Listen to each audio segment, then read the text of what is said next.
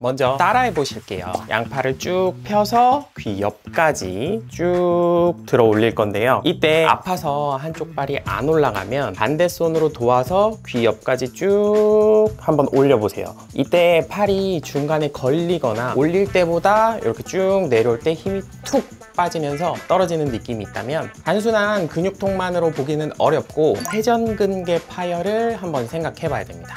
제일 중요한 거는 꾸준하게 집에서 올바른 자세 만들어주는 거, 그리고 올바른 운동, 스트레칭 해주는 건데요. 의외로 내가 좋아질 거라고 스트레칭을 하다가 더 많이 아파져서 내원하시는 경우도 많거든요. 오늘 다르게 스트레칭 하는 방법 말씀드리겠습니다.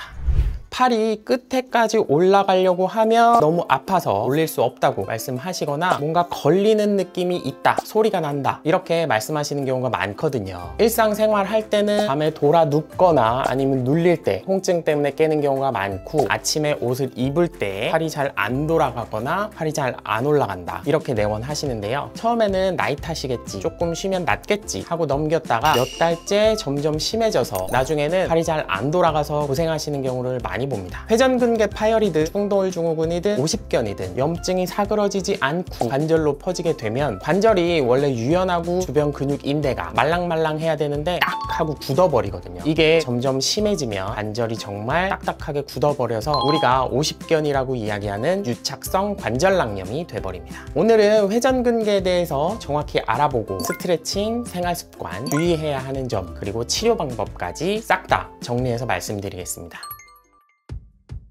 안녕하세요. 멜백스한의원 송원장입니다. 서울 중랑구에서 세 분 원장님과 함께 정확한 원인을 찾아서 끝까지 치료하고 있습니다. 내가 통증이 심해서 빠른 치료가 필요하신 분께서는 영상 아래 고정 댓글 확인해 보시면 도움 많이 되실 겁니다. 어깨 관절은 구조 자체가 굉장히 섬세합니다. 뼈, 근육, 인대, 관절낭, 신경, 이것들이 어깨의 작은 공간에서 팔을 들고 내리는 역할을 하는데요. 자세가 틀어져서 어깨가 머리가 앞으로 빠지거나 등이 좁아져 버리면 공간 자체가 좁아져 버리기 때문에 근육 인대가 좁은 공간에서 끼이고 쓸리면서 염증이 생겨버립니다. 이 단계를 처음에는 충돌증후군이라고 부르고, 이 상태가 오래되거나 반복되면 이 어깨 힘줄 인대들이 찢어지게 되면서 회전근개 파열로 진행이 됩니다. 스트레칭 말씀드리기 전에 가장 중요한 거, 치료할 때 많은 분들이 놓치는 부분인데, 어깨에서 생기는 문제는 어깨만 보면 안 되고요. 목, 등, 날개뼈, 흉추 전체적인 균형을 같이 봐야 됩니다. 거북목이나 등근 어깨, 구분 등으로 체형이 무너져 있으면 어깨 관절이 자연스럽게 돌지 못하게 되고, 또 특정 구간에서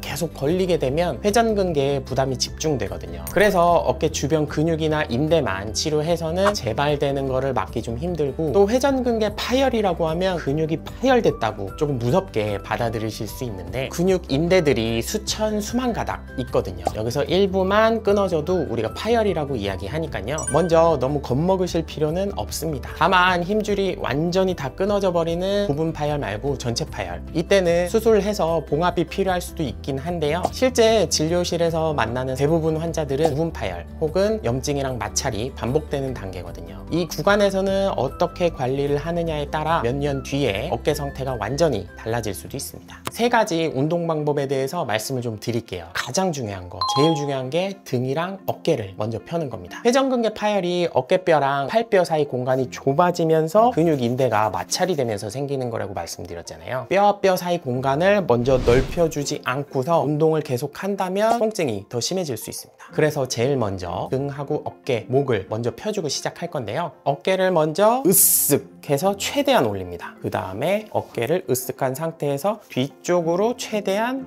밀 거예요. 어깨랑 가슴이 펴지거든요. 그 다음에 어깨를 밑으로 최대한 내려줍니다. 날개뼈를 밑으로 내린다는 생각으로 하면 목이 쭉 뽑아지거든요. 이 상태에서 운동을 시작할 겁니다. 목이 쭉 뽑히는 느낌이 나고 등 날개뼈 사이가 좁아지는 느낌이 나면 여기서 맨손으로 시작하셔도 좋고, 맨손으로 해봤는데 통증이 없다면 가장 약한 운동 밴드 사용해서 운동 시작하셔도 좋습니다. 양 팔꿈치를 옆구리에 딱 붙일 거고요. 이 상태에서 팔만 밖으로 돌려줄 겁니다. 쭉쭉 늘어나는 느낌, 그리고 등 날개뼈가 붙는 느낌 날 거거든요. 여기서 통증이 생긴다면 딱 갈 수 있는 데까지만 가셔야지 억지로 여기서 더 벌리려고 하면 근육 인대 손상이 일어나서 또 염증 심해질 거니까 운동할 때 제일 중요한 건 적당히 벌릴 수 있는 만큼, 통증이 생기지 않는 만큼만 벌리셔야 됩니다. 이걸 10번씩 3번 반복해 주실 거고요. 그 다음에 등 어깨 한 번 더 열어주시고요. 팔을 몸에 붙이고 팔을 뒤쪽으로 밀어주실 겁니다. 엄지손가락 방향을 잘 보세요. 이 방향으로 해서 팔을 등 뒤로 최대로 빼는 걸 10회씩 3번 해주시면 됩니다. 여기서도 중요한 게 아프면 딱 아프기 전까지만 하셔야 되고요.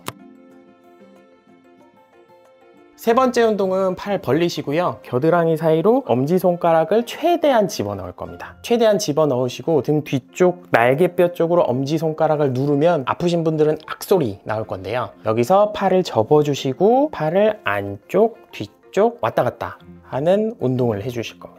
이 운동 하시면 견갑하근이라고 해서 어깨 움직임 잘 못하게 하는 근육을 굉장히 쉽게 풀어줄 수 있습니다. 이것도 10회씩 3번 해주시고요. 이 운동들 하고 나시면 등 펴는 것도 팔 올라가는 것도 좀 더 수월하게 올라갈 겁니다. 꾸준하게 해주시면 일단 등이 펴지면서 어깨 서해 공간 넓어질 거고요. 그러면서 지속적으로 어깨 인대 쓸리면서 찢어지는 걸 방지할 수 있습니다. 마지막으로 생활습관 말씀드리면 진짜 중요한 게 잠잘 때 아픈 어깨를 밑으로 해서 주무시면 절대 안 됩니다. 이렇게 아픈 쪽을 밑으로 하고 주무시게 되면 밤새 또 어깨 공간이 좁아지면서 순환이 안 되면서 염증 생겨버리거든요. 이 습관 안 고치면 아무리 어깨 치료해도 무조건 재발한다고 생각하시면 됩니다. 아픈 어깨 밑으로 해서 절대 주무시지 마시고요. 회전근개 파열이 어느 정도 단계인지, 지금 염증이 얼마나 심한지, 50견까지 얼마나 갔는지 안 갔느냐에 따라 사실 운동만으로는 치료가 안 될 때가 있거든요. 또 증상이 너무 심할 때는 무리하게 스트레칭 하는 게 오히려 어깨 근육 인대 손상이 될 수 있어서 염증을 먼저 가라앉힐 필요가 있는데요. 저희 매일백세한의원에서는 어깨 통증으로 내원하신 분들 볼 때 단순히 어디가 아프다 말씀만 듣고 바로 치료하진 않고요. 먼저 목, 어깨, 등까지 전체적인 균형을 확인하고 체형이 어느 쪽으로 쏠려 있는지 확인하고 또 초음파로 회전근개 그리고 힘줄 주변 구조를 정확하게 살펴봅니다. 통증을 만들고 있는 정확한 포인트, 또 구조적으로 좁아지게 만드는 포인트를 먼저 찾은 다음에 거기에 맞춰서 추나요법으로 몸 균형 축 바로 세우고 필요한 부위에는 염증 가라앉히면서 인대 회복을 돕는 약침 그리고 염증 한약 처방하면서 치료하고 있습니다. 특히 어깨 문제가 재발을 반복하는 분일수록 어깨만 보지 말고 전신 균형이랑 몸 상태, 만성 염증 상태까지 같이 관리해야 되는데요. 진료하다 보면 처음에는 팔을 조금만 들어도 얼굴 찡그리시던 환자분들이 한두 달 뒤에는 어제는 밤에 안 깨고 잘 잤다, 위에 있는 물건도 쉽게 꺼낼 수 있다, 옷 입을 때 좀 편해졌다 말씀하시는 경우가 많습니다. 어깨 통증으로 힘들게 고생하고 계시다면 혼자서만 참고 버티시지 말고요. 편하게 내원하셔서 진료받으시는 걸 권해드립니다. 특히 회전근개 파열이 의심되는 단계에서 시간을 그냥 흘려보내게 되면 나중에는 오십견이나 유착성 관절낭염 돼서 치료하는데 시간이 굉장히 많이 걸리거든요. 초기에 치료 방향을 잘 잡는 것이 중요합니다. 저희 매일백세한의원은 어깨, 허리, 무릎 같은 만성 재발성 통증 중심으로 원인을 찾아서 끝까지 치료하고 있으니 통증 치료 필요하신 분께서는 영상 아래 고정 댓글 확인하시면 도움 많이 되실 겁니다. 환자분들의 건강을 위해서 항상 최선을 다하겠습니다. 감사합니다.